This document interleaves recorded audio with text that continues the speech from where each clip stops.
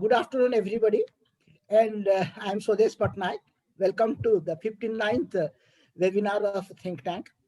And we all know that this uh, uh, the global politics behind this fossil fuel like petroleum, coal, and natural gas. We also know that its emission causes havoc. Actually, it causes global warming and also climatic change and all these things. We perhaps we are need to know more about the alternative of this fossil energy, fossil fuel energy. So today we are here to discuss it, and we are very fortunate to have three distinguished persons amongst us. That is, one is Vishnu Prasad Shetty. He is the Principal Secretary of the Revenue and Disaster Management. He is also CMD of JEDCO. And then we have got DP Mishra, and I think he's the 50 years of experience in the chemical engineering sector and engineering in the industries. And we have got Mr. Vivek Patnaik as the uh, moderator of the whole discussions.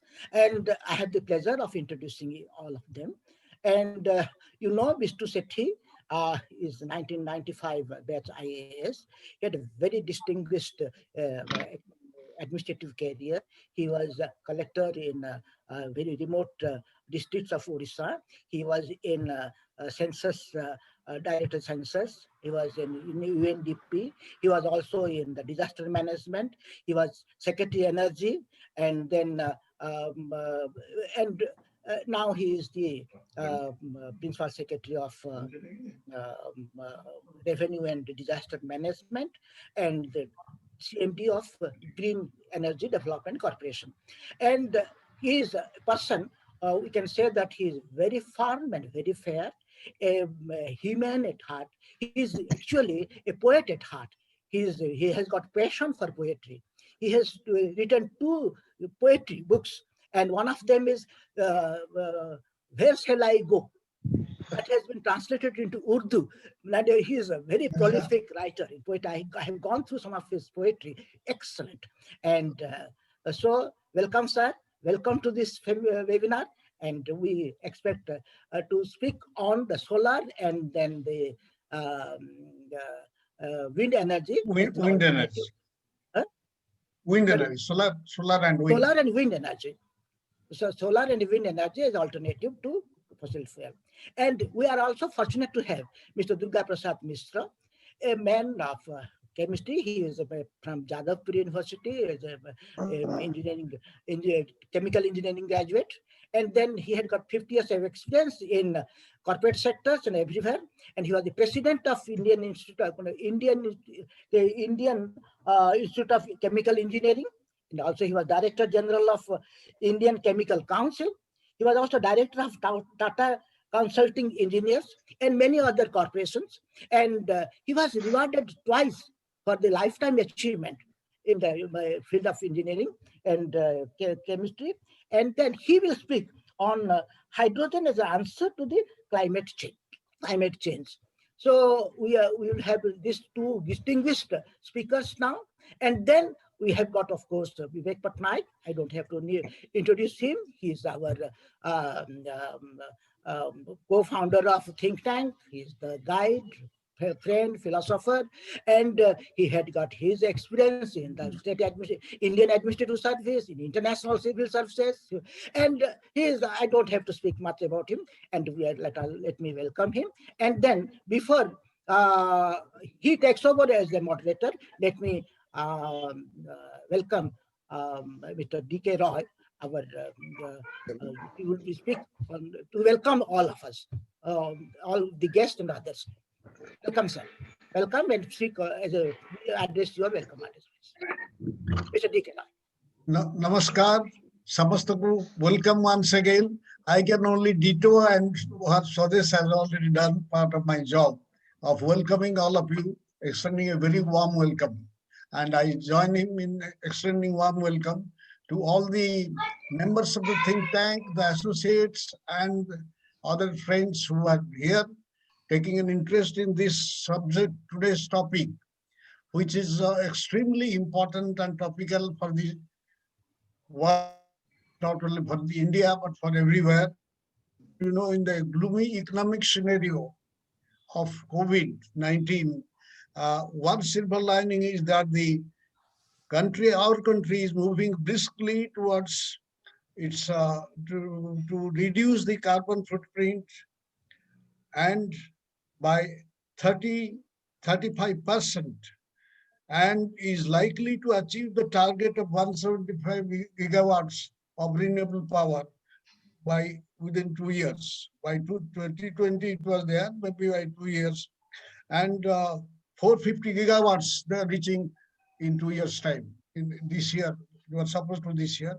Anyway, so these are things which are very much there because we have to go really. This is something which is extremely important, which was now, at least after the Trump has gone, I think there is unanimity that this climate change is a real, genuine problem and not an imagined problem, and that we all of us are experiencing all over the globe. So now that we have got this, in the next decade, India's, I think India is going to achieve the energy needs as well as the reducing the carbon footprint. That is something which Prime Minister has declared it only a few days back, that we are going possibly ahead of exceeding our targets. So in this context, I'm sure we have got very distinguished people. Durga Prasad Mishra is, of course, a very, I must say, in this subject. He's on, he was, I think he started, if I recall, he had started an experiment also, not experiment, a project in Odisha also for gasification. And then he has, of course, tremendous contribution to the, which we did not say, that is for the petrochemical complex idea. We had been nursing it for a long time at Paradip. I think that is also going to contribute to the renewable energy, leaving aside all this. But anyway, I think I am not supposed to say anything, but just to welcome all of you and to hope for the country to really achieve the targets of reduction of the carbon footprint, and also achieving our energy needs, which is at the moment, because of the COVID, I think it is quite depressed. The demand is quite depressed, but demand being depressed also is helping us in a way, because this, the coal power and the coal, uh, in fact, the whatever is the pollution from that, that is going to be reduced soon. So I'm not going to give any wisdom in this. There are already people like Vidya Prasanna and Mr. Vishnu Padasati, who is holding the topmost position in the, maybe for the, he was the energy secretary. Now he is, of course, both in the disaster mitigation, disaster management, as well as he is their revenue secretary. So he has got a very wide perspective and expertise in these things. So, and we have our all other leaders like Vivek Patnaik and maybe Saroj and Swades. So I welcome all of you with a very warm welcome I extend, and I would request that we will start. We have started well and started in time, and we should proceed. Thank you, sir. Welcome all of you, including all those who have come, my said members and associates and friends who are here for this important topic. So I welcome once again. Thank you very much.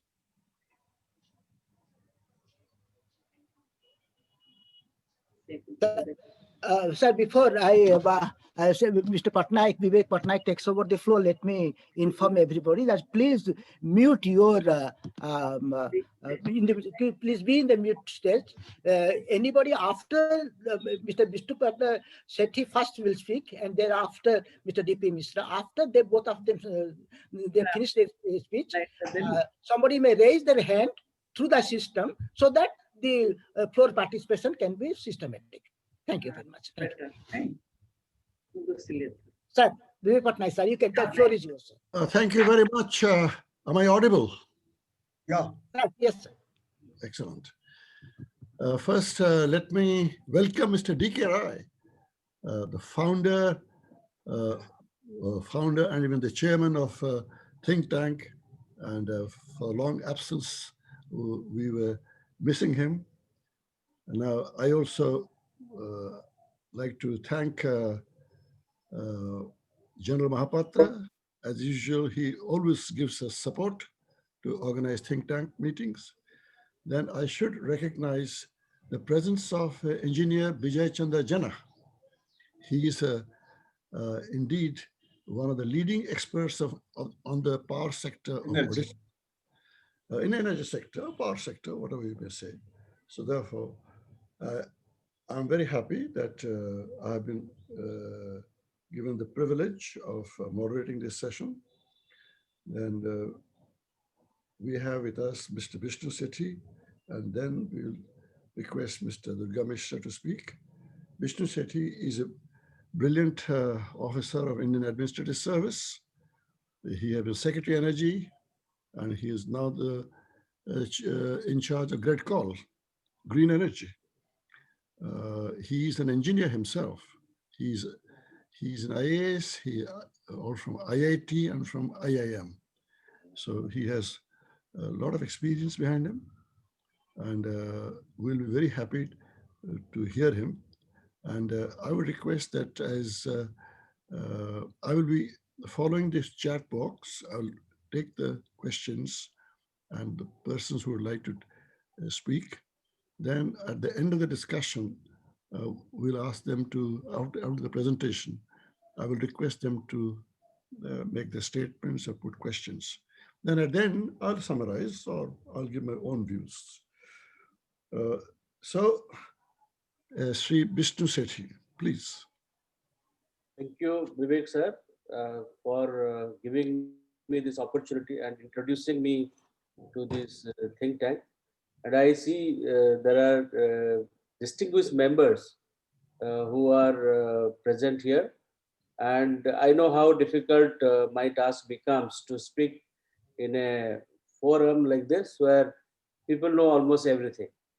But sir, I have a selfish interest that there are certain issues which we face in grounding the green energy project. So I have sought the help of Vivek Patnaik sir earlier, and I will seek your intervention to see that the transition to green energy in Odisha becomes easier through your intervention.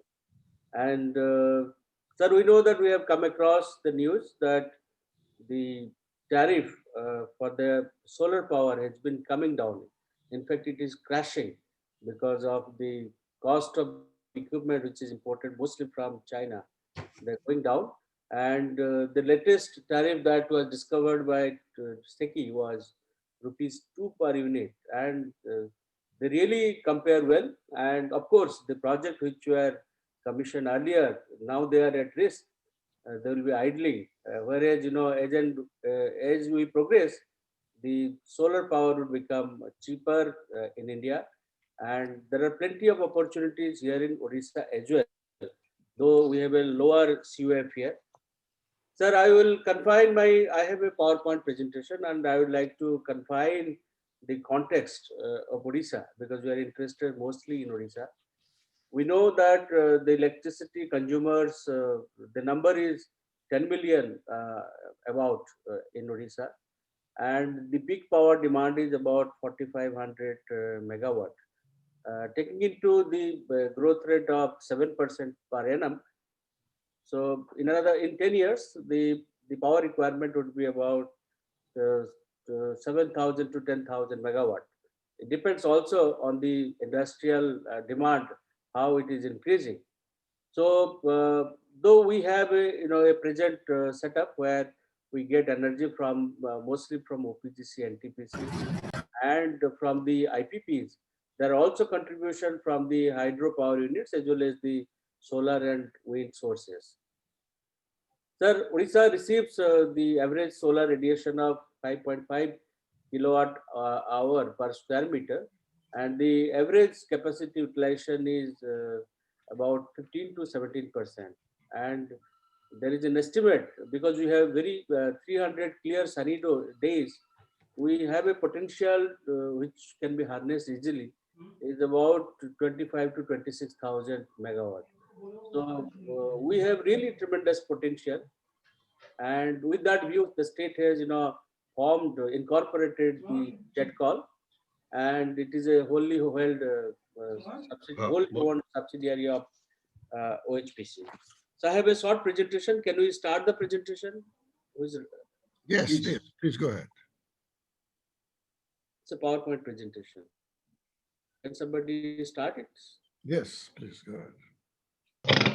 This is the we have put it according to a renewable energy perspective. It's a story. Next, next slide.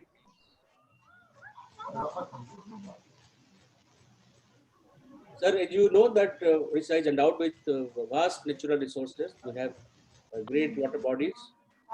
About 2 lakh hectares of water area is there in the reservoirs, and we have got great coal reserves. The water bodies itself would be about 7 lakh hectares water area. So if you require about 4 acres per megawatt of for generating 1 megawatt of power, you can see that there is so much of potential to generate water from floating solar. I'm not talking about the land based solar power. And currently, the 70% of the power we get it from the thermal sources, and 25% is contributed by hydro sources, and the renewable power is about 5%. The government of India, they stipulate that we have a steeper renewable power obligations, and we have to also fine tune our policy, and we have to generate about 25% of our power requirement from the renewable sources by 2030. And people say that it is cheaper to buy power from other states like Rajasthan, Gujarat, Karnataka, Madhya Pradesh, because the CUF is very high there. But there are certain socio-economic benefits that can only be obtained if we, instead of procuring power, we generate power in the state. Recently, we had, in the context of a project for generating 275 megawatt of solar power from the land-based project, we made a calculation. The investment was about 1150 crores rupees, for which the land had been identified. We found that if we import power from one of the states where cheaper power is available, over a period of time, we would have to spend about 1,075 crores rupees, and the net present value of total power cost in case we have the power plant in Odisha would be higher. It will be about 1190 crores of rupees. But if we calculate many direct and other indirect benefits on account of having the solar power plant in the state, so the cost to the state would be 877 crores. So, sir, the factor of the local employment being available should not be discounted while we weigh the option of having the power plant inside the state, or we procure the power from outside the state. And there is the interstate transmission charges is currently not applicable for transmission of solar power from other states, but after 2022 the tariff will be applicable, because in fact when you transmit power from one state to another, you incur cost, and the cost is the borne by the other sources of power, like hydro or thermal. So, and that is non-sustainable in case you have to depend on more of the renewable energy sources. So beyond 2022, we don't see an opportunity where the transmission of solar power or renewable power would be free of transmission charges.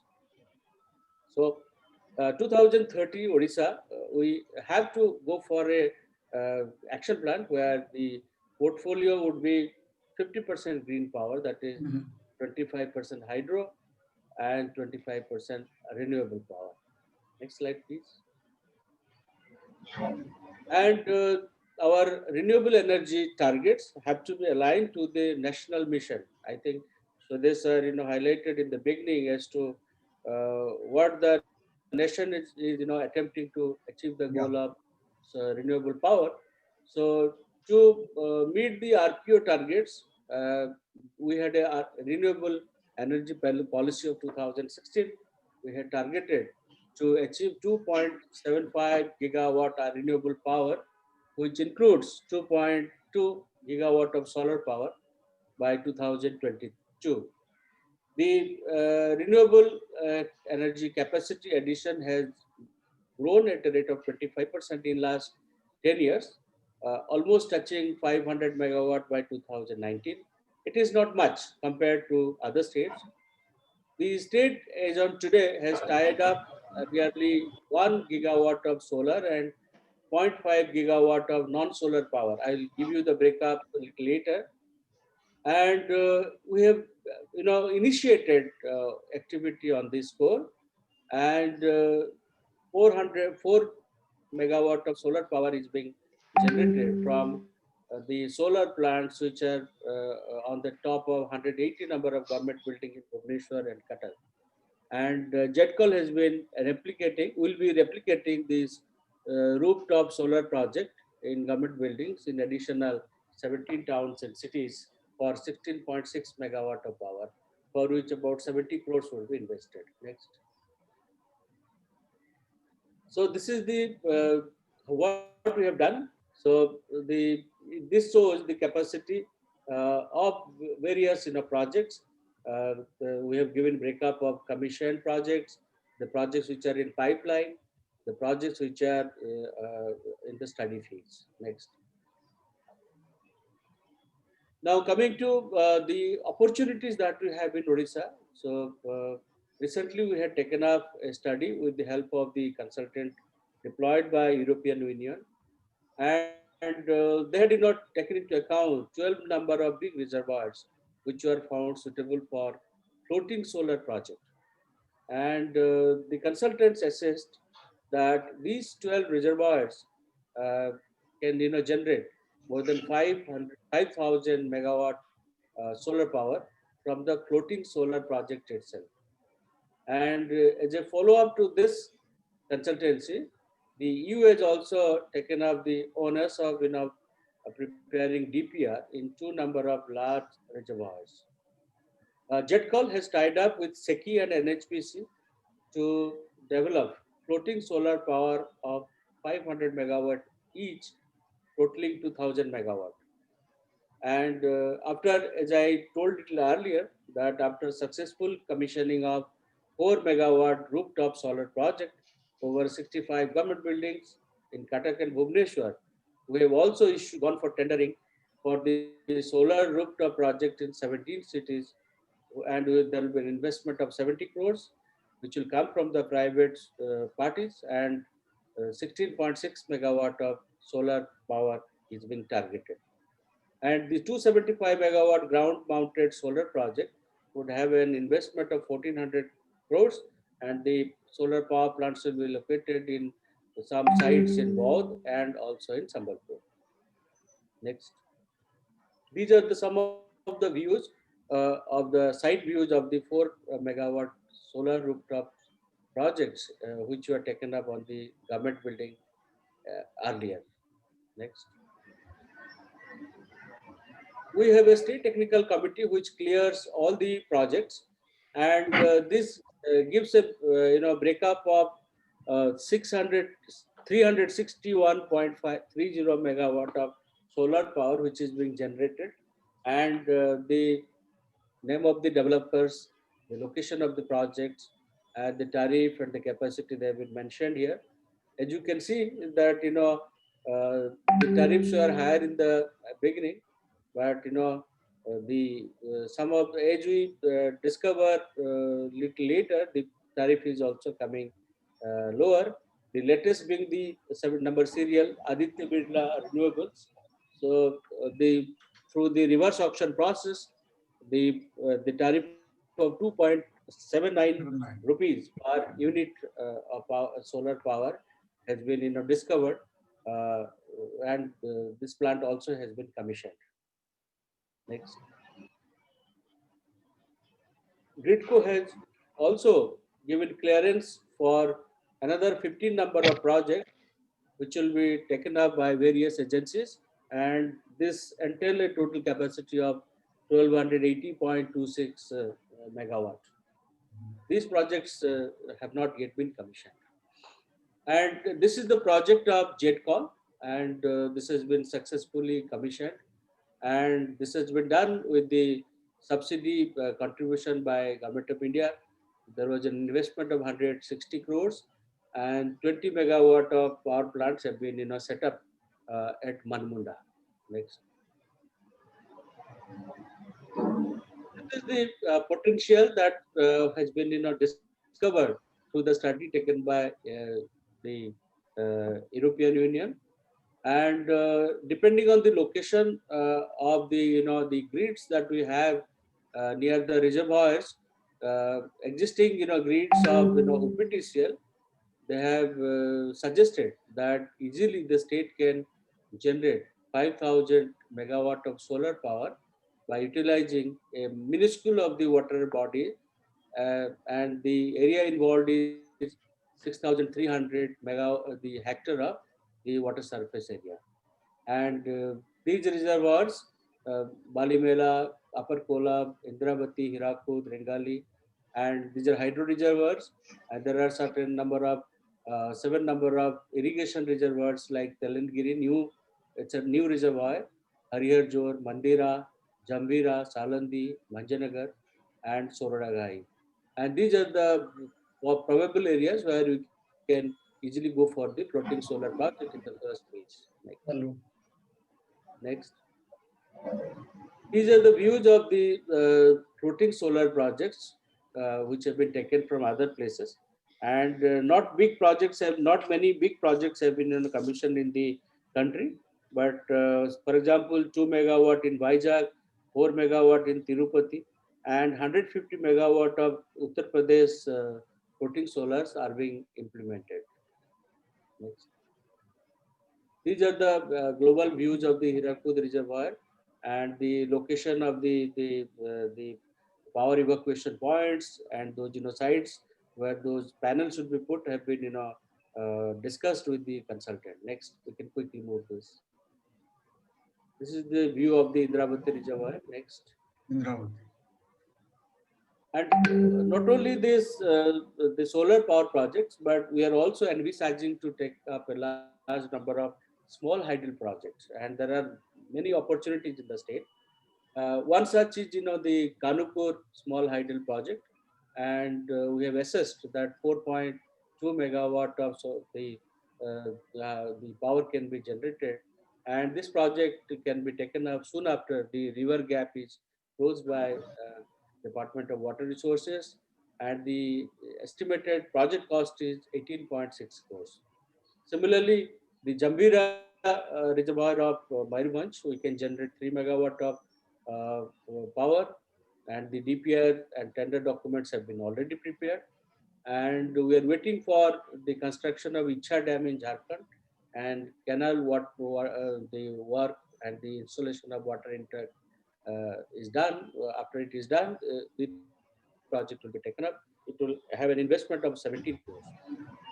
Similarly, in Mandira, it is in a very advanced stage. We have formed a joint venture with SAIL in September 2019. The tenders have been floated, and we are waiting for our advisor, that is WAPCOS. We are evaluating the tender, and soon this work will be awarded, and this 10 megawatt of power will be utilized by the Rourkela steel plant. Similarly, we have taken up the preparation of large number of pre-feasibility reports and the feasibility report, and particularly 45 number of small hydel hydro projects are in different river basins of the state, they are being given priority for going for the small hydro projects. Next. Energy storage is a big opportunity, and this will be the need of the time. OHPC is contemplating to develop pump storage project in Upper Indravati Reservoir, and the DPR has been prepared by WAPCOS, and there will be a capacity to generate 600 megawatt of power, and it will have an investment of 3,000 crores. And we know that the contribution of resources in the installed capacity has been increasing, and when we integrate a high quantum of wind and solar facilities in the electrical grid, so we will also need certain the ways by which these flexible sources of generation would be required for grid balancing and addressing various challenges. The challenges have been listed as variability and intermittency of RE generation due to seasonality and changes in weather condition, and variation in net load and the steeper ramps can only be managed through the hydro sources, for which the more of the addition of the pump storage project would be the requirement. Similarly, the viability of thermal generation for RE balancing, as you know, that is not viable. So the pumps hydro power storage project stores energy in form of the gravitational potential energy of the water by having a reversible pump. So this water from a lower reservoir is pumped up to the upper reservoir with the use of cheaper power, that is solar power, which is plentifully available during the daytime, or it will be plentifully available, and that water can be utilized in the night hours or at the time when we have peak requirement to generate the hydropower. Then the PSP will be operated in a complementary mode to balance the grid. And this energy storage facility would be very crucial grid asset, and they will provide other ancillary services for frequency stabilization, voltage stabilization, as well as for black start services. Next. So, relevance of PSP in the context of Odisha, 2.2 gigawatt of solar power is expected by 2030. So this PSP can provide support to manage intermittency in grid on account of increased penetration of variable solar power. And during winter and early summer month, the hydro power generation in Odisha is low, and against the installation capacity of 2,300 megawatt, we generate hardly 500 megawatt these days, and these are because of the seasonal fluctuation. And this PSP can cater to the supply deficit during the winter months, as the capacity available from the state hydro is limited due to decline in the water availability and our conflicting requirement for the irrigation purpose. The steep variation in load curve during the morning and evening hours, this leads to backing down of the thermal power plants during off-peak. So the PSPs can utilize low-cost thermal plants for pumping, and thereby avoid backing down and maximizing utilization of tied Right. down capacity. Next, we quickly. So these are the we have a tremendous opportunity of 1420 megawatt of PSP project in the state, and as you can see, Upper Indravati PSP, Mukhiguda, 600 megawatt, and the DPR is almost ready. And Balimela PSP, that can also generate 500 megawatt of hydropower. The DPR is also under preparation. Upper Kola PSP, 320 megawatt. So from the pump storage project, we can get 1420 1420 megawatt of power, and the estimated cost is 6,360 crores of rupees. and a large number of the companies have shown interest in that, and these three PSPs would also become a reality in the time to come. Next. The institutional setup for promotion of RE in Odisha is like this. The state has created Green Energy Development Corporation, which is a nodal agency for setting up the on-grid and hybrid power projects of 1 megawatt and above. We have Orida, which implements the projects which are generating less than 1 megawatt of power. We have Grid Corporation, that is Gridco, which procures RE power from outside the state, and they enter into the PPAs with the developer, and they are also responsible for management of the RPO targets. Then OPTCL provides the network for transmission of the power. So this is the institutional setup for promotion of RE. Now coming to the wind power, we have earlier made an assessment, and we found that not much potential is available for wind power in the state. So I'm not covering wind power in my presentation.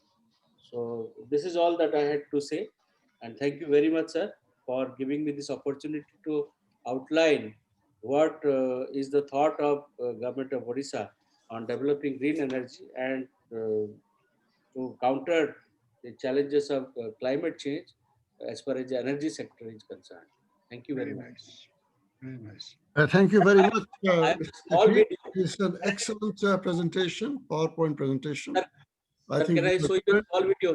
you have given a bird's eye view of what is being done by you and what is in store for future. And also, these are one of the ways of fighting the climate change. Well, there'll be questions, there'll be comments on your presentation later. But Sir, there is a small video. Can I show it? It's very oh, sure, absolutely. Please go ahead. Go ahead. Please play the video.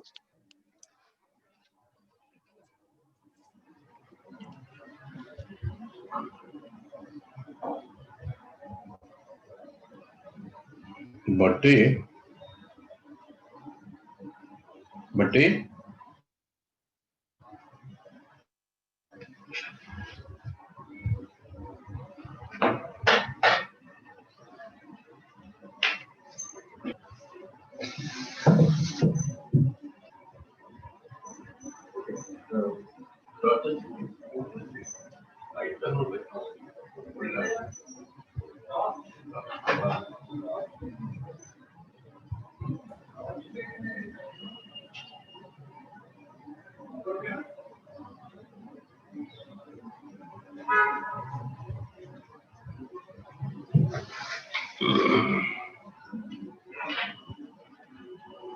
Did you increase the volume?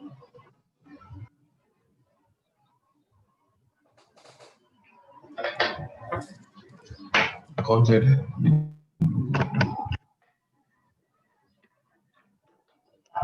नहीं तो ये कर magnifying glass है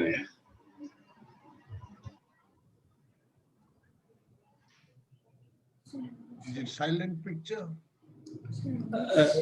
Is the video over or no? No, sir. Video, sir. Audio is there, sir. I will, sir, run it, sir, once again, sir. 1 minute, sir. All right.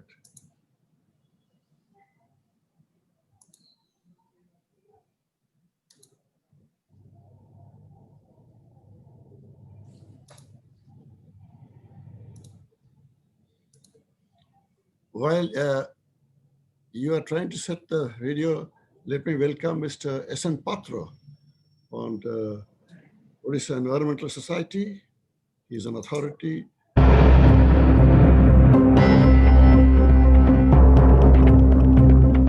Electricity consumers of the state has reached almost 10 million by 2019, and peak power demand is soaring at 4,500 megawatts, taking a growth rate of 7% per annum.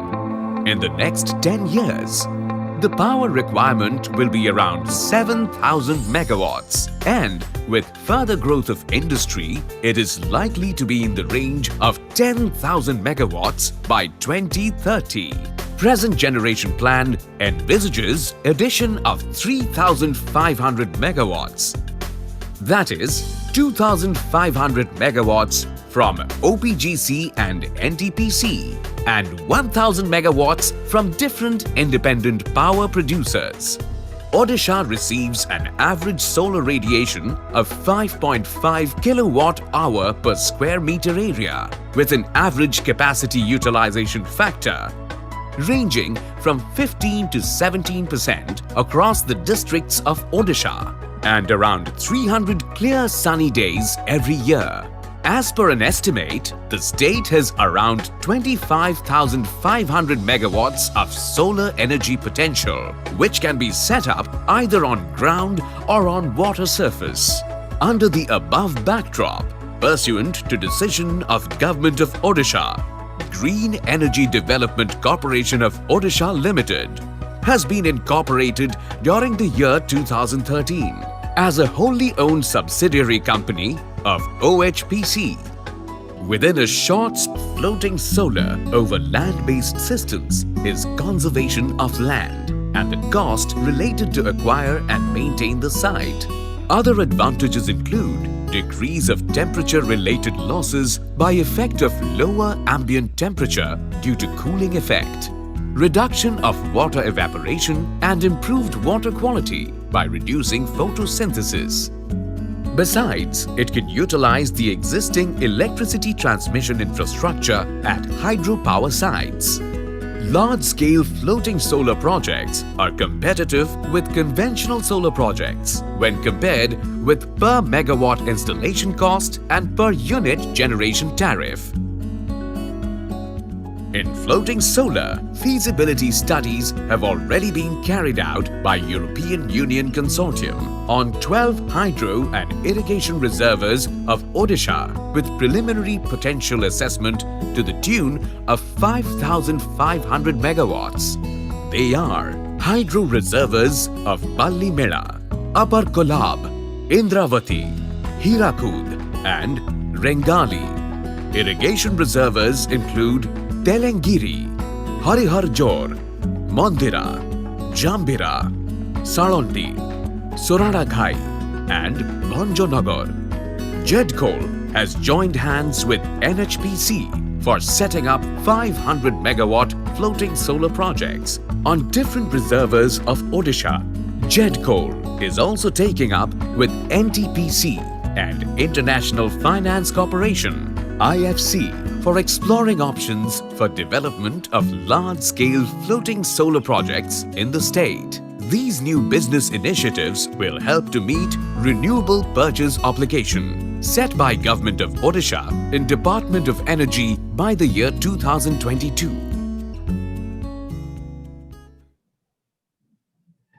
Thank you, sir. Thank you.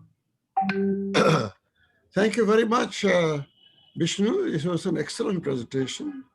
And with your video presentation, it added to the value of your presentation. And I'm sure when the questions were raised, you'll be able to give some clarifications later. And I welcome Mr. S.N. Patra, a leading expert on the domain of environment. He has joined us. Then let me also remind you that Mr. D.K. Rai is the former chairman of Odisha State Electricity Regulatory Commission. And we have quite a few people over here who have got a lot of experience in power sector. Now, I will request Mr. D.P. Mishra. D.P. Mishra. Mr. D.P. Mishra is an engineer of eminence. He actually studied in Ravenshaw College.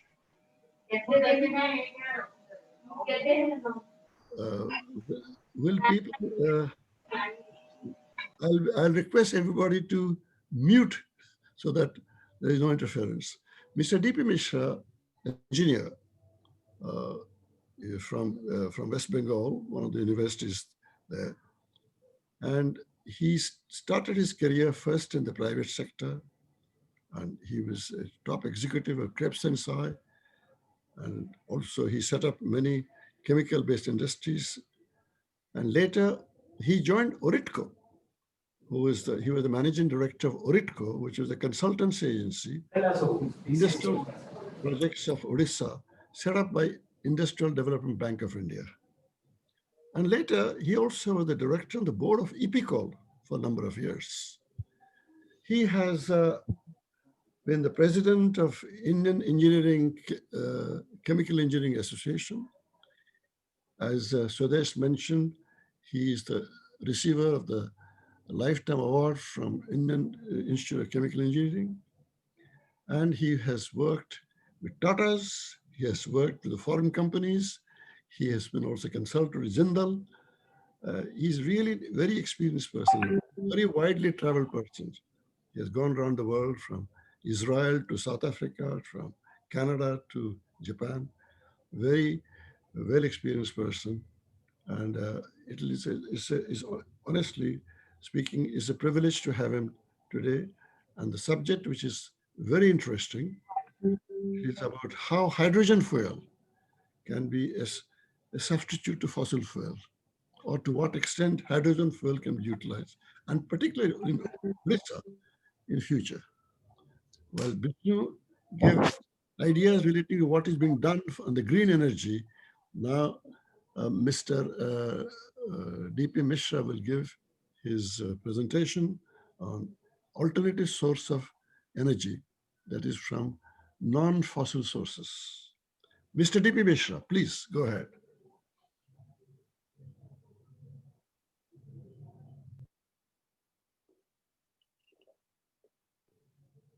Unmute. Durga, please unmute.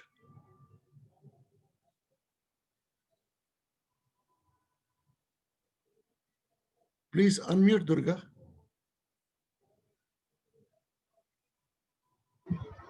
Am I audible? Yes, Yeah, yes. now.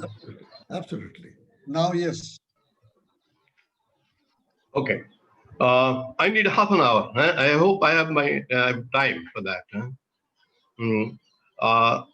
Members of think tank and friends, you see, I have no PowerPoint presentation. I'm handicapped with regard to that. So I would be generally reading my talk, and we'll have a lot of technical items infused into that.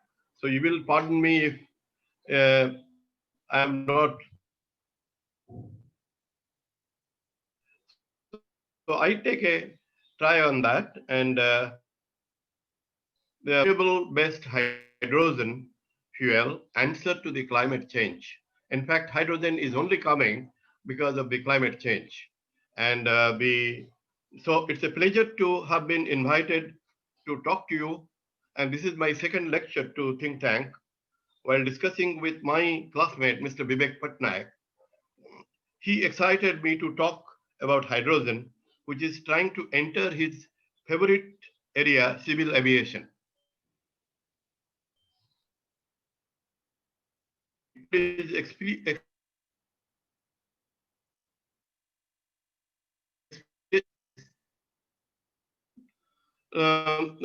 Fossil fuel like change. So the first, what are the climate change and its effects, role of hydrogen? Hello. Yeah. Am I not audible? Please. Sir, Hello. please continue. You are audible. Please. You are audible. You are audible. Go ahead. Go ahead.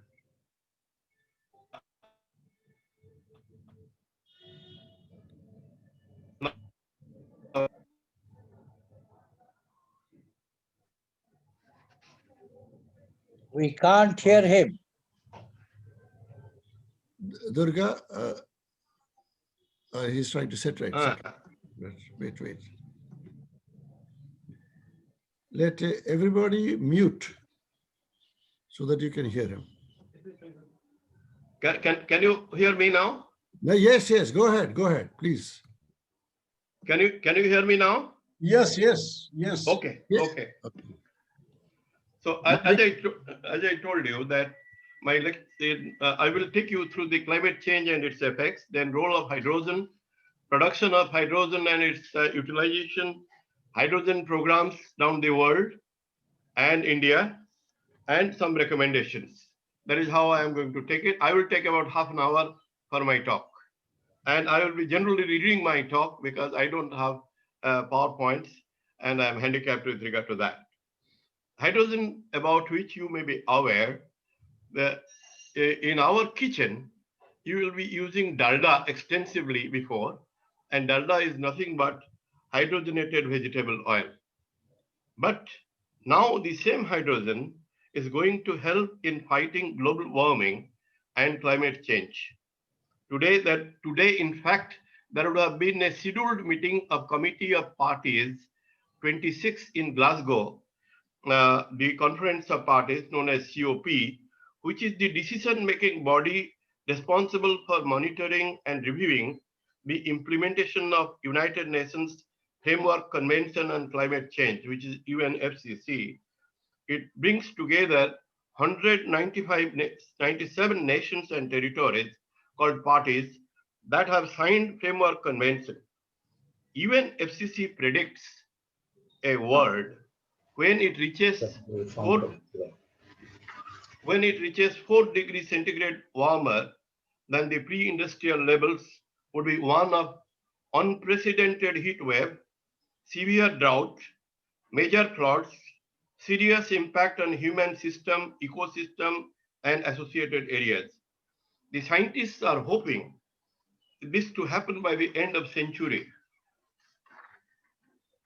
Among the foreseen consequences, the inundation of coastal cities, increasing risks of food production potentially leading to malnutrition, many dry regions becoming drier and wet regions becoming wetter, unprecedented heat wave in many regions, subsequent substantially water scarcity, increased frequency of high intensity tropical cyclones and wildfires. You must have heard about the recent wildfires going on in California, Australia, and Spain. Irreversible loss of biodiversity, including coastal reef system. Now, the present temperature of the Earth is 0.8 degrees Celsius above the pre-industrial level. Global limit is set at 2 degrees Celsius. Let us now examine what is the present status. Concentration of carbon dioxide continues to increase from pre-industrial level to over 391 ppm in September 2012 with a rate of rise of 1.8 ppm per year. The present CO2 level is the highest at any time. Global oceans have continued to warm with about 90% of excess heat energy trapped by increased greenhouse gas since 1955. In the meantime, the rate of loss of ice, the ice is melting because of the temperature. The loss of ice has been more than tripled since 1993-2003 period. Arctic ice reached record minimum in 2012. Average increase in sea level has been about 15 to 20 centimeter around the world in 20th century and now increased by 3.2 centimeter per decade. Should the rate of remain unchanged, this would mean additional 30 centimeter rise in 21st century. The accelerated melting of ice will contribute another 15 centimeter rise in sea level. So it means about 45 centimeter rise, and it is predicted some of the coastal cities will be submerged under water. In fact, I would request you to look into a book called Uninhabited Earth by D.G. Wells, and which mentions even the cities like Calcutta, Bombay, Hong Kong, they will be all submerged. So it is bringing a tremendous harrowing tales with regard to the climate change. And increased frequency of heat waves indicating tenfold increase in surface area of planet experiencing extreme heat since 1950. Heat wave deaths during the last 20 years, you must have seen Times of India about a couple of days back. They mentioned about 3,000 each for India per year, and Russia and other countries also similarly. 10 large countries with two-thirds population in Mexico, India, Venezuela, Bangladesh, Indonesia, Philippines, Mozambique, and Madagascar will be exposed to serious flood. Economic losses have come out recently, annual economic losses in the last 20 years, $51 billion for US, $14 billion for India, $35 billion for China and other countries also.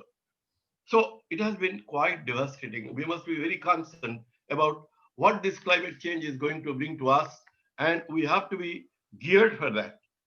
India has been quite alert, and National Action Plan on Climate Change was launched in 2008 with not only development objective, but at the same time addressing climate change issues effectively. Building National Action Plan on Climate Change, Government of India has initiated several national missions.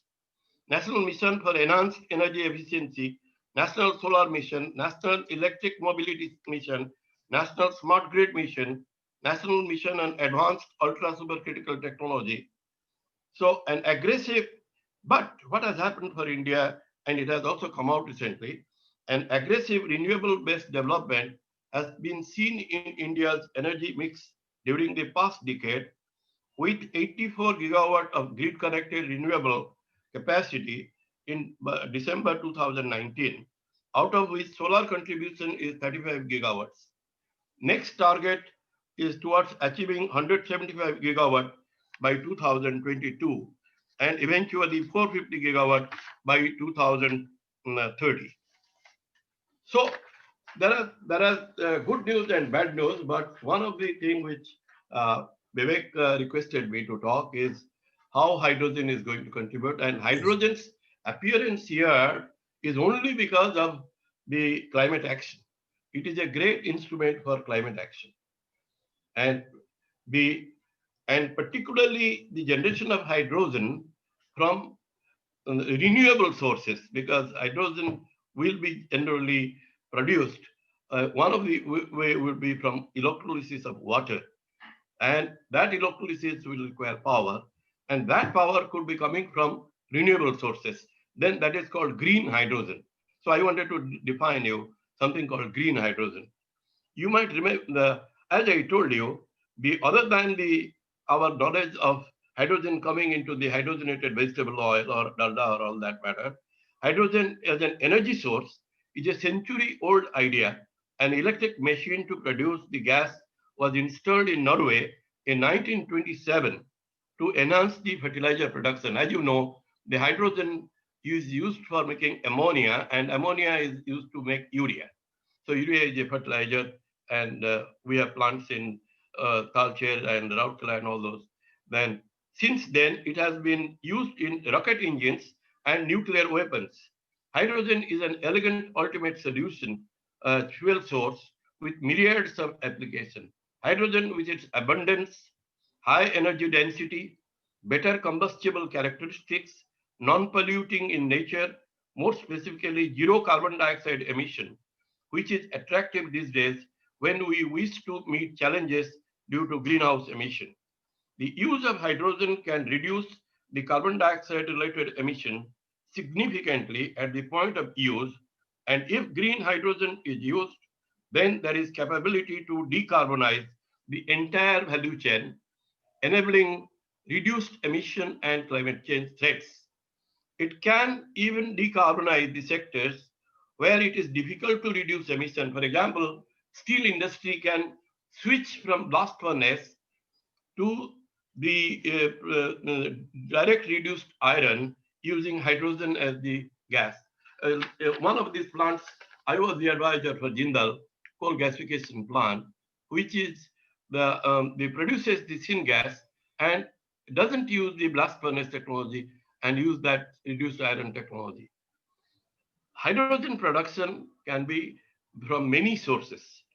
You are sitting in a place you have a lot of hydrogen producing plants around you. I will take one by one.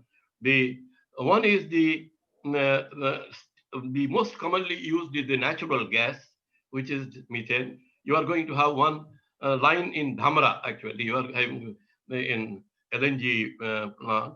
And so steam methane reforming using natural gas and naphtha. And one of the big plant is in Paradip, used for refineries.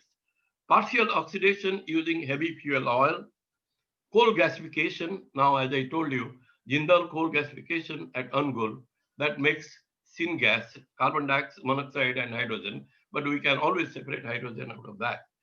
Then biomass gasification, which is very, very interesting because you use your solid waste, municipality solid waste, and gasify that to produce hydrogen and the chemicals thereafter.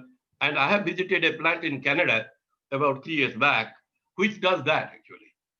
Then water electrolysis of water from to make it hydrogen and oxygen.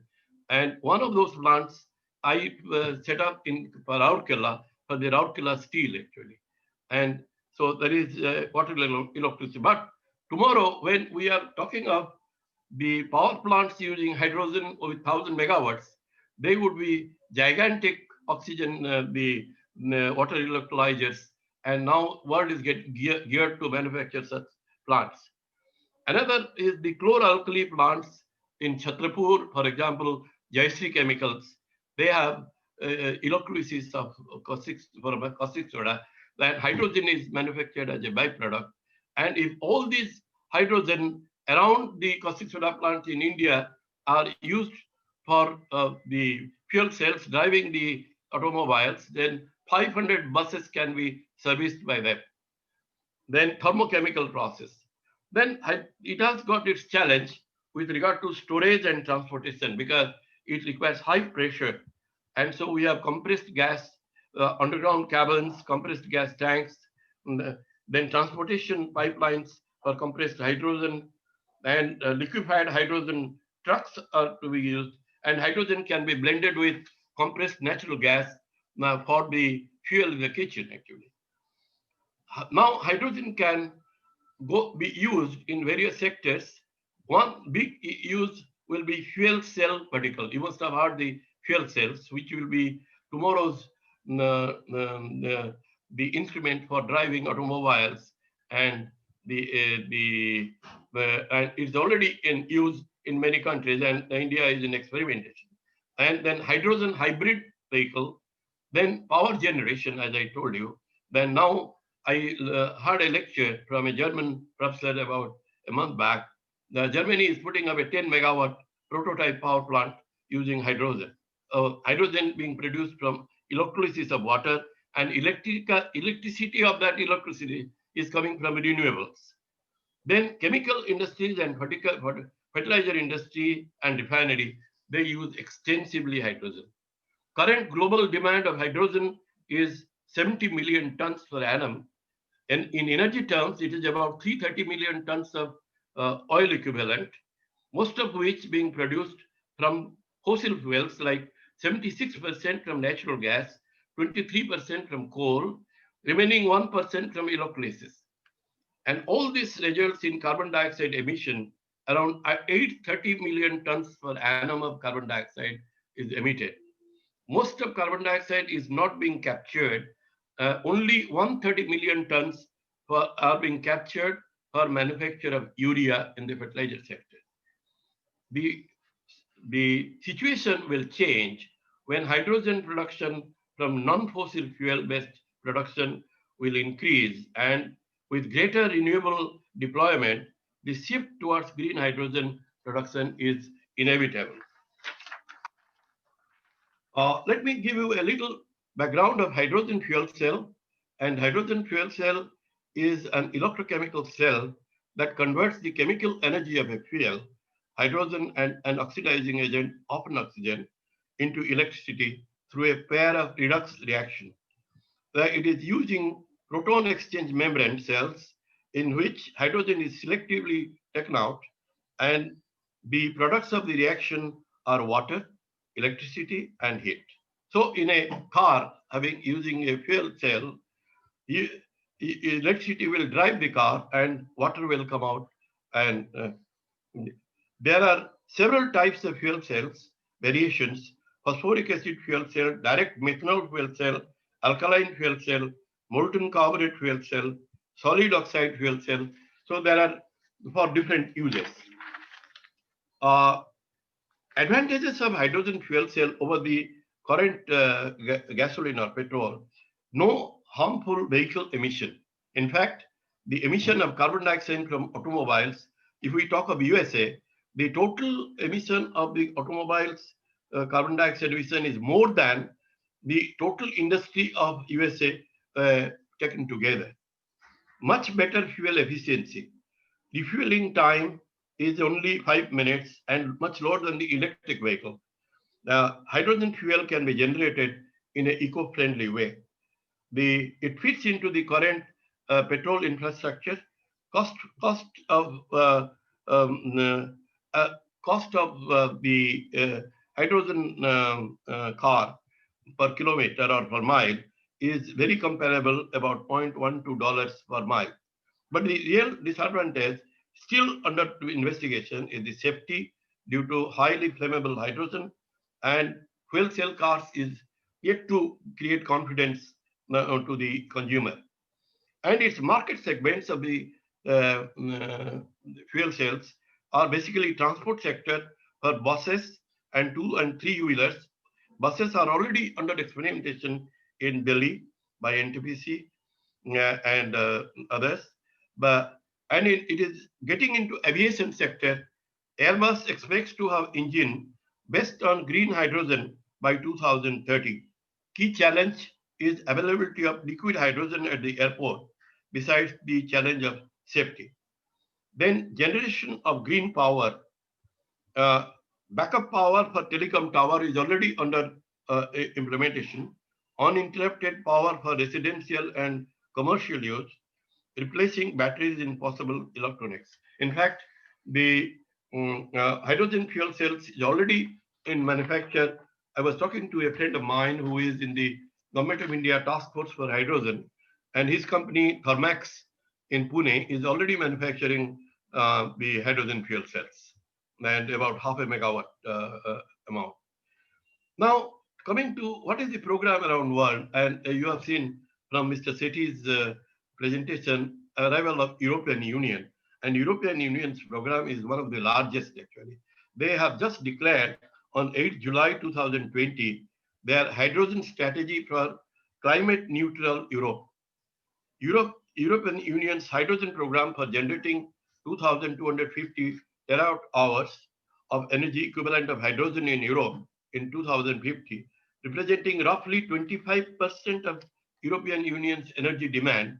And this will be driving by 2050 42 million large cars, 1.7 million trucks, 250,000 plus buses, 5,500 plus trains, then heating for 52 million households, then meeting the building power demand of 10%, and would produce industrial high-grade heat.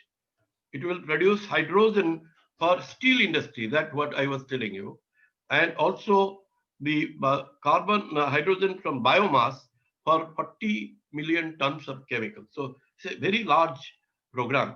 Achieving this vision puts European Union on a path to reducing about 560 million tons per annum of carbon dioxide emission by 2050. They will reduce their carbon dioxide emission by 560 million tons per annum. About half of required abatement needed to achieve 2 degrees Celsius. European Union to reduce carbon dioxide emission from 3,500 million tons as on today to 770 million tons by 2050.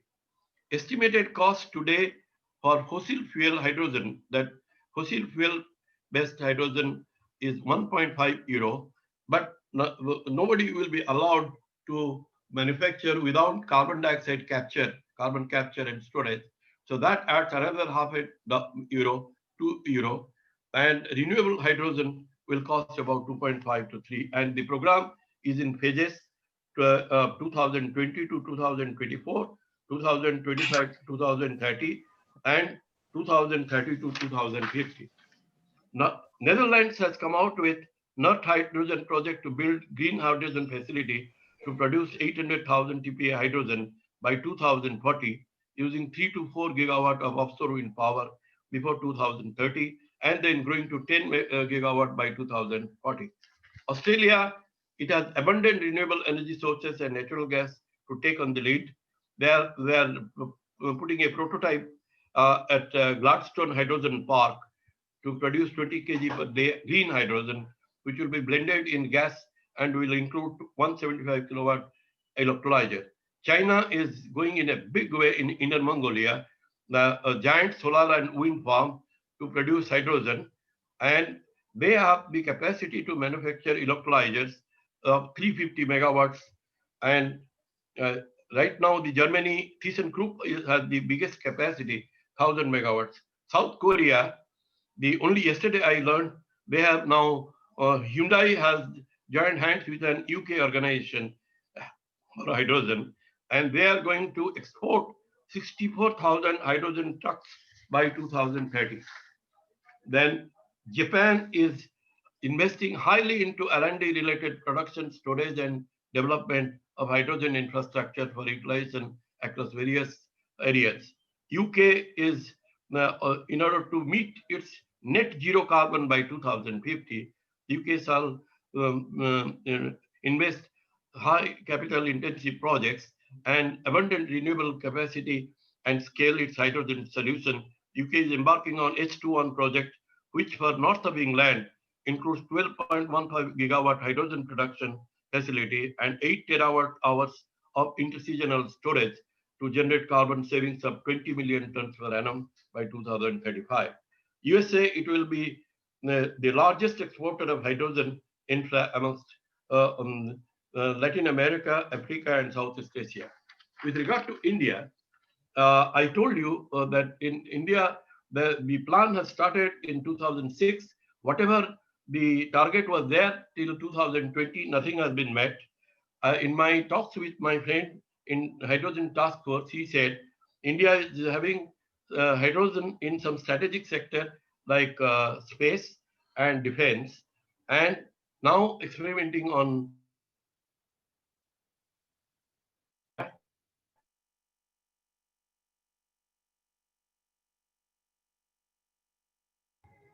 Hello. joined a major global initiative involving 24 countries and European Union is the Mission Innovation, which was announced on 30th November 2015.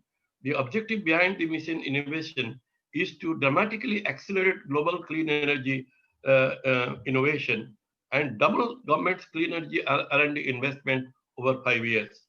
There are innovation challenges under Mission Innovation, which are aimed towards encouraging greater private sector investment in transformative clean energy technologies.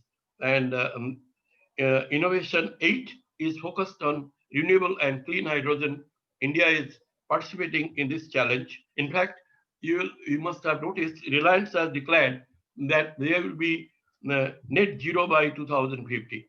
So like that, the bigger industries are coming up declaring their intention. The objective will be to accelerate the development of a global distribution, storage, and use of hydrogen at gigawatt scale. The implementation will be done through multinational research and large-scale demonstration projects, and the different activities will be organized under 4 streams: making hydrogen, sharing hydrogen, using hydrogen, and cross-cutting issues. Department of Science and Technology has planned for Hydrogen Valley platform, which is a platform being developed to combine together several hydrogen applications into an integrated hydrogen ecosystem. So my last point is, what is the way forward? The number one is support R&D activities related to technologies in hydrogen and provide incentives to companies for developing hydrogen and carbon capture, utilization, and storage. Number two, a roadmap towards hydrogen economy needs to be evolved, which shall address socio-economic barriers, inhibiting growth of the technology and mandating policies for decarbonization. Utilize the cost. Number three, while the cost of establishing hydrogen economy is high, the promises associated with hydrogen, an important tool in catalyzing the transition towards sustainable energy economy, are high. Four, although the current use of hydrogen is in industrial sector, it should be used uh, as time across mobility, maritime and aviation sector, and as energy storage system across the power generation sector. So that's all that I wanted to say. And it's a big subject.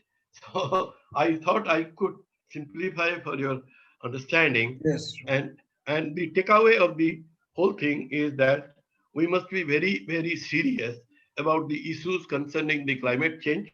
It will be much, much bigger than COVID that we are experiencing, and the time is not very far. And we must do everything that is possible with all instruments that is available, like hydrogen and other areas and non-renewables, so that at least we could breathe happily that we have done our job. Thank you very much.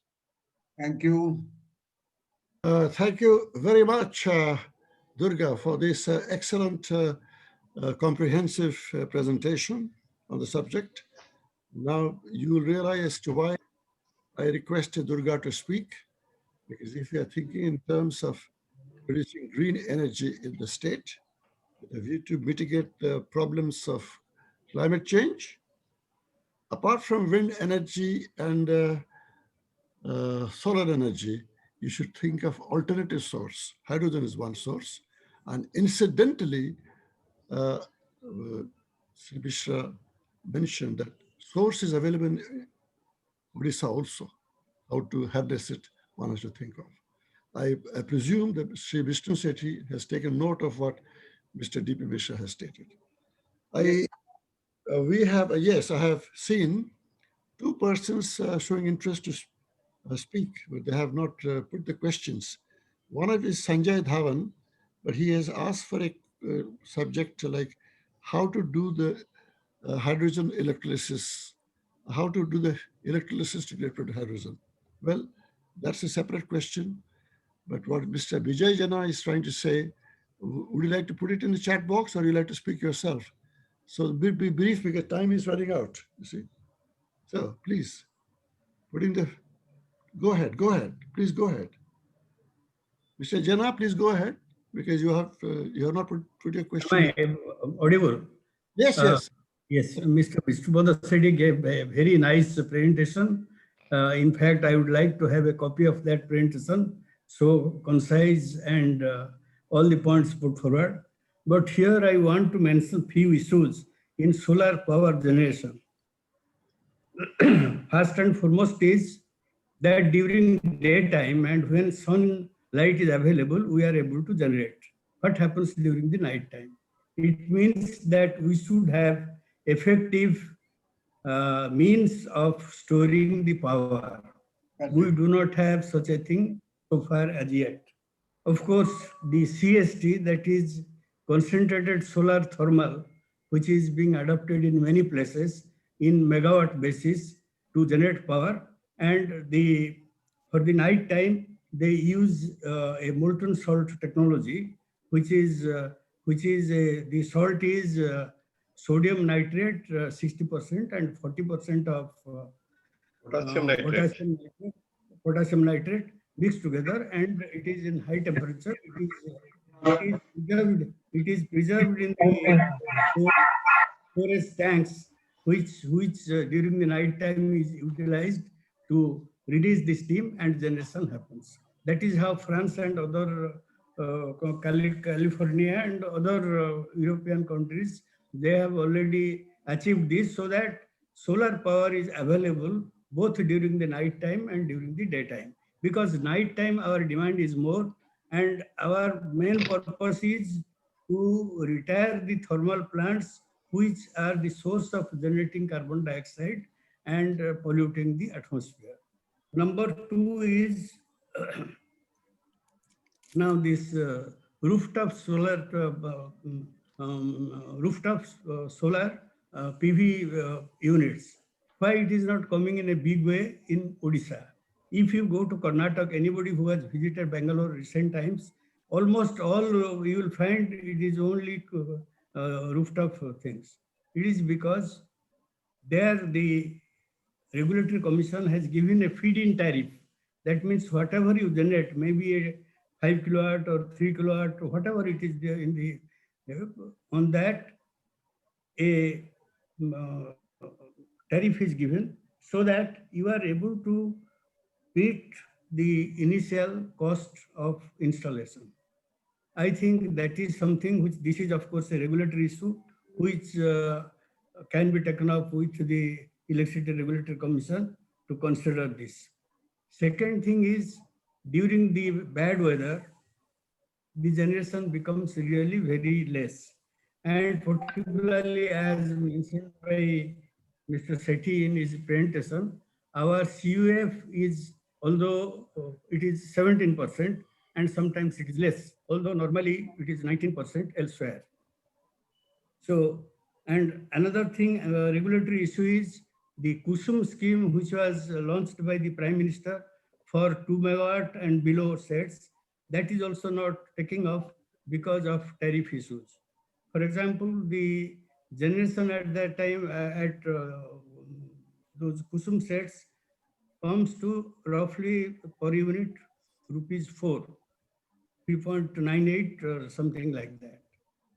But the tariff which is being now given is roughly around 2.5 or 2.7, something like that.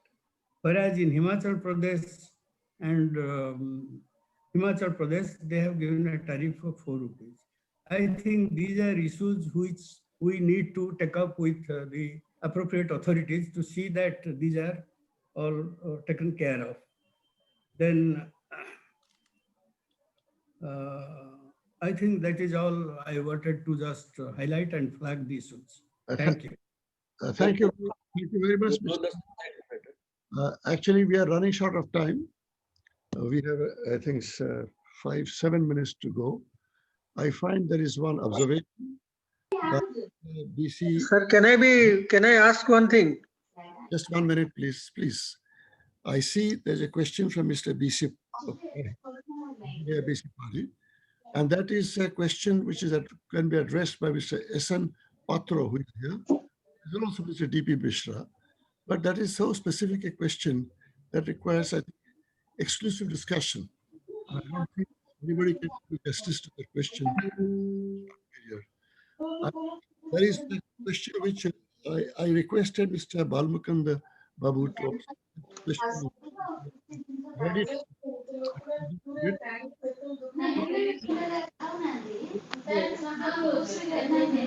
Discussion any longer. Am I audible? Am I audible? Yeah. Yes. Yes. Yes, sir. My question to Engineer D.P. Mishra. Yes. You put your question in chat box. The question is, I'm making short. No, you put your question in chat box so that it will be easier for him to read it and give the answer. Okay, straight away. It's not possible now. The time is running out. You have only small question only. Very small question. So I think that he has told that the manufacturing of the hydrogen will be from the renewable sources, but we do not have much renewable sources to meet the production of hydrogen. First thing. Second thing, hydrogen cell efficiency is only 40 to 60%. Take the average of 50%. Then whatever the rest of the energy will go, it will be wasted only. Third is the hydrogen will be manufactured by the electrolysis process or by steam forming with the natural gases such as methane, CH4. This is my question. Okay, I think Mr. Mishra, while giving the answer, making his presentation, he has told various different sources from which hydrogen gas can be obtained and also stored. I would suggest to give justice to your question, Mr. Mishra can address it separately to you, and that will be in order. That's fine. Yeah. I have another question to Mr. B.P. Sethi. No, there is. Sir, just because he has told certain things, which I just don't, I just little differ it. That Oh, the pump storage scheme. Let us have the let us see, sir. You are in the also Secretary of Energy for a long time. Sir, you have seen that we do not have the conventional system of hydropower generation. Now we are thinking of the pump storage, and it appears to be a dream project. I tell you. That it is, okay. Thank you very much for your comment. Thank you very much. Now, Mr. Patnaik, I would like to ask, after hearing Mr. Misra regarding all the future problems that the whole Calcutta will get drowned, by global warming. So after the proposed schemes of European Union, England, USA, Germany, and India, what all he has placed in South Korea, I would like to hear from Mr. Misra, out of with all these developments, what is his projection? That how many years it will delay? Bombay submergence, how many it will delay? What is the outcome of that? Thank you very much for your question. I think we have to have a separate discussion on the subject of climate change. Okay. And that can be done through Mr. S.N. Patro, who is there, but I would not like him to speak now. Vivek, Yes. Vivek, How much- I would request him to read this book, Uninhabited Earth by D.G. Wells. If he gives me his number, I will send the name of the book and the author to you, and you can give it to him. I will pass it on to him. Yes. In your Yeah, presentation, Thank you. Thank you. You see? Thank you. Anyway, there are only 2 to 3 minutes left. I do not know whether we can go beyond that because we are taking the time from Bharatiya Vidya Bhavan. And Mr. Mahapatra is very kind. He's going to spend General Mahapatra. Yes. So I would say I don't want to any concluding remarks at this stage. I will request Mr. Mahanti to give his vote of thanks. Mr. Mahanti, please. May I just, Vivek, Yes. may I just 1.5 a minute? The time is yours. You have given us. Please tell me. Time is yours. Only one sentence. Okay, one sentence. Just few days back, I saw in the WhatsApp, taking into account the low productivity of solar panel and also the problems connected with day and night and the wind direction, cyclone and all that, European Union, some countries, they have already developed revolving and folding panels. Revolving and folding panels, Yes. which automatically opens up, and according to the direction of the sun, it revolves around to get the energy out of it. Secondly, if there is Correct. breeze and strong cyclone, it folds itself, goes down and goes under the earth. That is totally safe. And that demonstration I saw. If Thank you. anybody, this appears to be the future. Thank Thank you very much. Over to you. The subject is so interesting, so vast, one can take for days together. That's a very interesting subject, yes.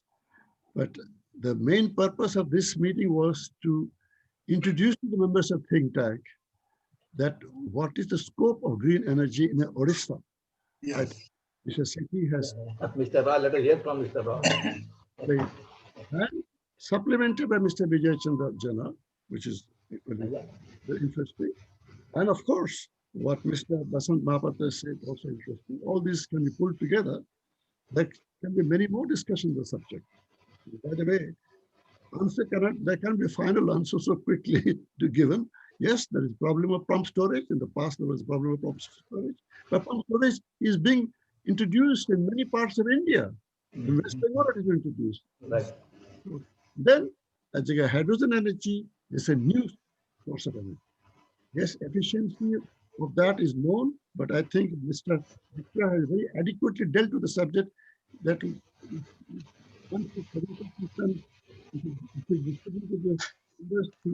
be able to understand it. Now, I request Mr. S.K. Mahanti to give the vote of thanks. Thank you very much. Sir, bioenergy and wind energy can also be equally explored. Yeah, that's true. Yes, we have not No one referred to bioenergy. Yes, so No, I told about the bioenergy. Yes, I mention told about the bioenergy. But that's a big subject also. as I told you, it's a subject by itself. Subject by itself.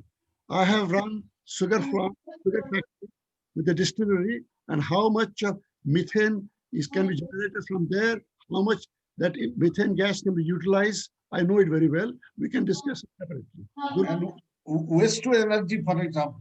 Yes. Yes. Waste to energy. Thanks. Yes, Mr. Mark, go ahead. Are you able to hear me? Yes. Yeah. Well, we had a very, very interesting discussion, interesting speeches on a very interesting subject. Now it is my pleasant duty to propose a vote of thanks. I have been given 4 minutes and I will complete within that time. Okay. So first and foremost, we thank very much to our convener, Sri S.S. Patnaik, who has meticulously planned this topic today, the very interesting topic, very eminent speakers, and very efficient moderator, and so who is trying his best to complete within the allotted time by Bharatiya Vidya Bhavan. Thank you, Mr. S.S. Patnaik, for your efforts. Periodically, you are reminding us about the today's discussion so that we attend to it. And no words will be adequate for your meticulous planning. Then, normally, for any such meeting, we get a lot of help from Bharatiya Vidya Bhavan and its president, Major General Mahapatra. He is very, very vocal, but today somewhat he was a little subdued until the end. We thank you, General, for the time you have been giving to us. Mr. D.K. Roy, our former Vice President and then President, was absent for some time.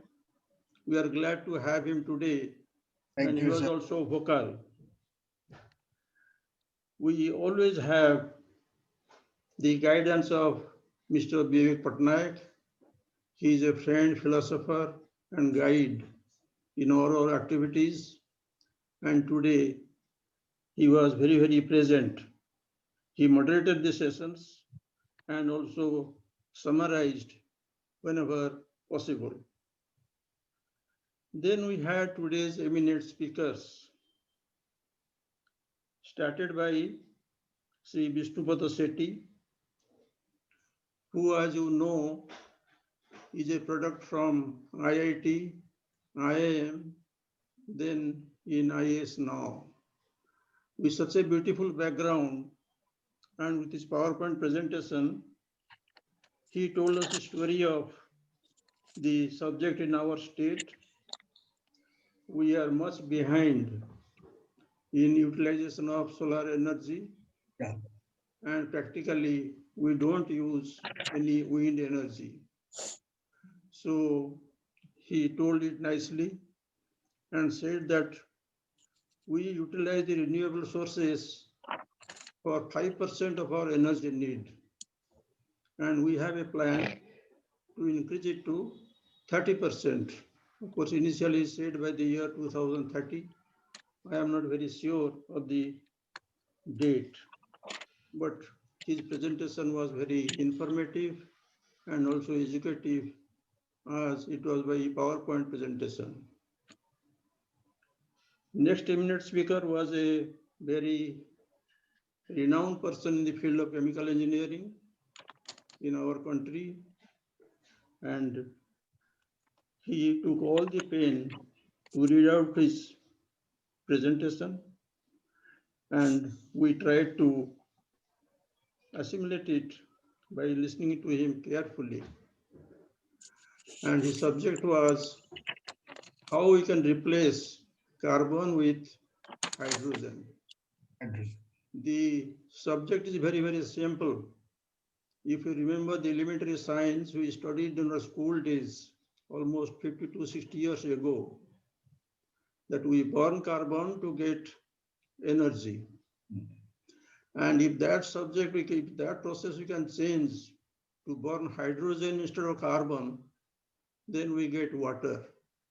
Principle is simple, but implementation is very, very complex and very, very difficult, which he was trying to emphasize, starting from dangers of climate change. Here we are very much scared to know that in not very distant future, our Bombay or Mumbai will be submerged, our Calcutta or Kolkata will be submerged, and maybe same thing will happen to Bhubaneswar.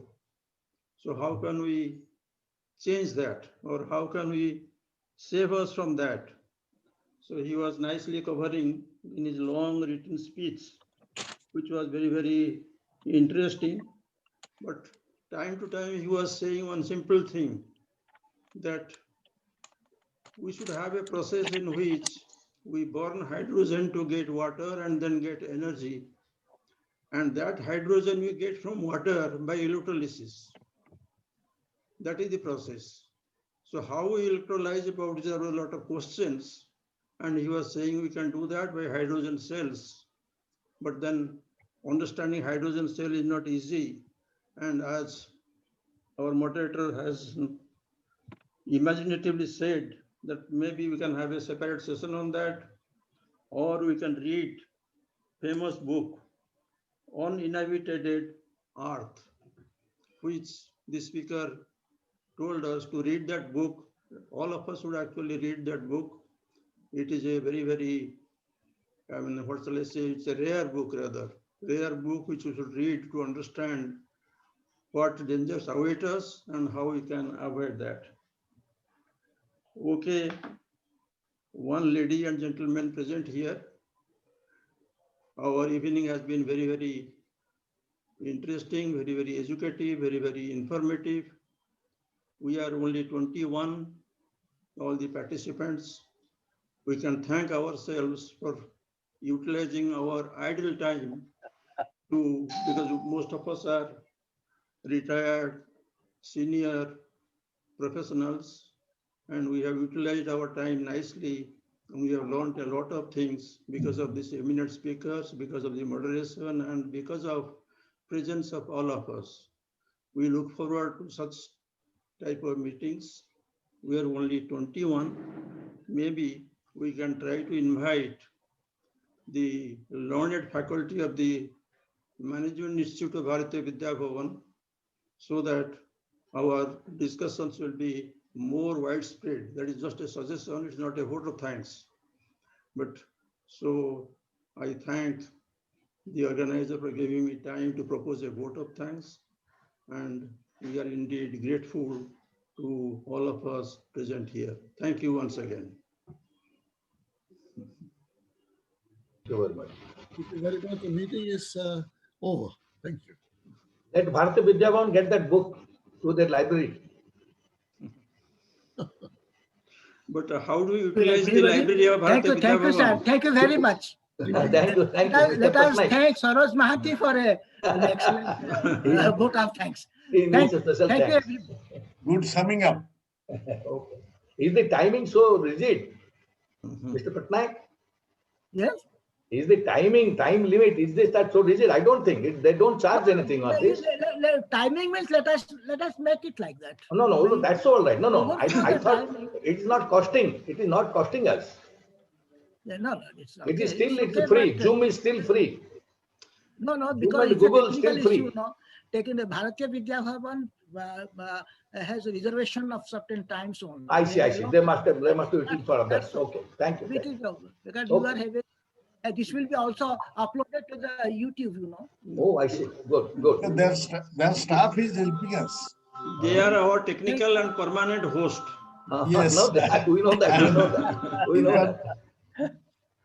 They are being forced to continue for beyond office hours.